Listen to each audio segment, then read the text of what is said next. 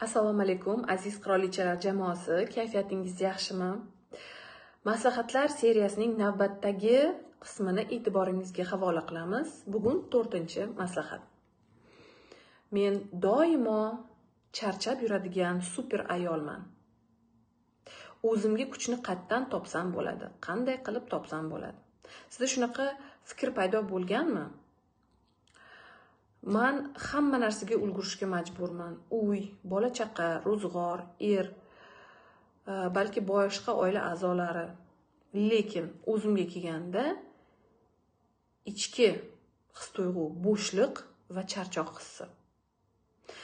Ayniqsa agar siz butun bir oilaning yagona kuch va ilhom manbai bo'lsangizchi, kuchni qayerdan topsa bo'ladi? Buni ikkita yo'li bor. Birinchisi ruhiy ilhom manbai, ya'ni bizni siz bilan kuchimiz, energiyamiz cheksiz emas. Yagona va haqqoniy, haqiqiy ilhom manbai, kuch manbai bu yaratgan bilan o'rnatilgan aloqa, rishtadir. Ertalabki bomdod namozimiz va yengillik istab so'ralgan duo bu nafaqat majburiyat, balki butun kunlik bizga zaryad, energiya manbaidir. Atigi 10 daqiqa kitob, ya'ni Qur'on bilan yolg'izlikda mutolaa qilish, to'yib, miriqib 1 soat uxlashni kuchini beradi. Atigi 10 daqiqa. Ikkinchisi mikro pauzalar.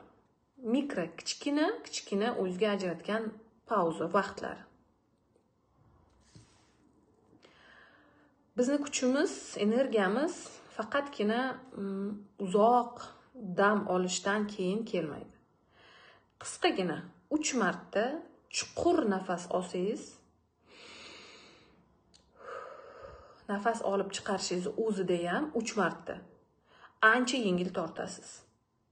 Ancha kuch olasiz charchab turgan paytingizda. Yoki bolajonlarni uxlatgandan keyin tinchlantirib, o'zingiz o'tirib, xotirjam bir piyola choy ichishingiz o'zi ham sizga ancha kuch beradi. Yoki bo'lmasa, ko'chada qisqa прогулка, aylanib kelish. Ham sog'liqqa foydali, ham hazm qiladi, ham tiniqib uxlashingizga yordam beradi. Qarang, qanchalik kam xarj va oddiy qilsa bo'ladigan ishlar. Va bularni siz injiqlik deb emas, o'zingizni kichkinagina bir eng minimal haq-huquqingiz deb biling. Chunki ular pul talab qilmaydi, vaqt talab qilmaydi katta.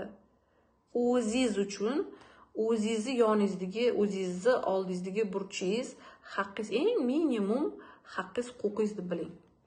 Eng baxtli xotin, ayol, turmush o'rtoq va ona bu o'zini shaxsiy maydoni, prostranstvasi va vaqti bo'lgan ayol ekan.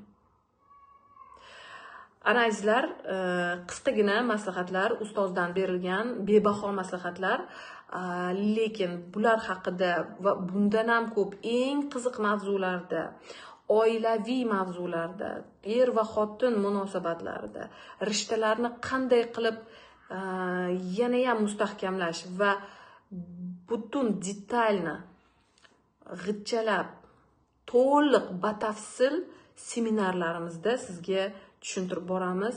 Eng sara, eng kerakli, eng dolzarb mavzular aynan bizning seminarlarimizdadir azizlar.